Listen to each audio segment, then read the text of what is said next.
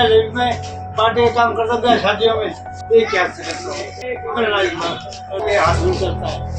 कमाने के साधन नहीं, कमाने के लिए कुछ करना पड़ेगा।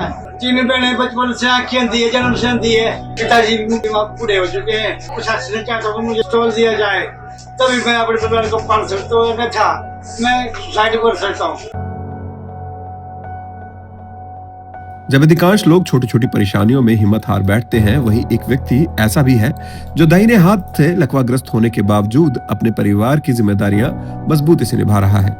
आर्थिक तंगी, शारीरिक कमजोरी और सामाजिक चुनौतियों के बीच भी उसने हार नहीं मानी।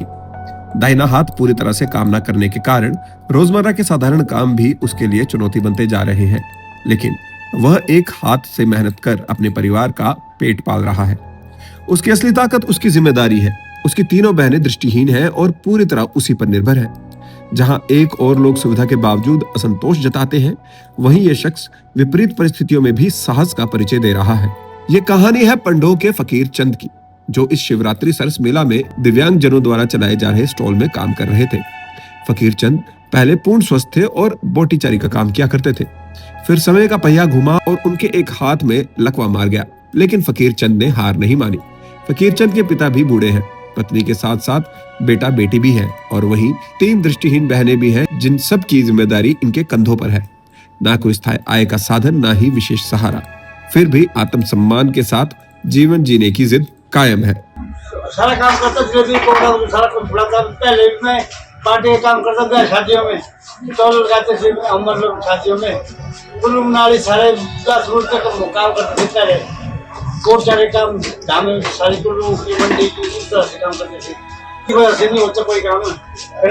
चौरी बना लेता, मेरे से सिड्डू बना लेता। ये क्या करता है, जवाब से हाथ नहीं चलता है। कमाने के साधन नहीं, कमाने के लिए कुछ करना पड़ेगा। और बढ़िया हुआ काम करने का। मुझे एहसास हुआ लोगों का भी, लोगों ने बहुत मनोबल बढ़ाया हमारा यहाँ करके, तो वैसा ही है। पूरी शिवरात्रि बड़ी तन्मयता से वे अपने काम में लगे रहे।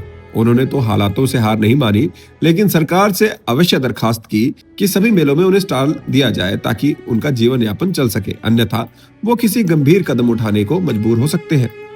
यह कहानी सिर्फ एक व्यक्ति के संघर्ष की नहीं, बल्कि उस हौसले की है जो विपरीत परिस्थितियों में भी झुकना नहीं जानते। अब जब हालात कमजोर करने की कोशिश करते हैं, तब असली ताकत इंसान के इरादों में नजर आती है। 3 बहनें बचपन से आँखें दी है, जन्म से दी है, और एक भाई था। फिर अब पैरालाइज का होगा, तो 3 बहनें मेरे भरोसे, सारा उनको मैं ही हूँ। पालन पोषण उनका मैं ही, और मेरे घरवाली है, एक बेटा है, एक बेटी है। अब फादर पिताजी बूढ़े हो चुके हैं।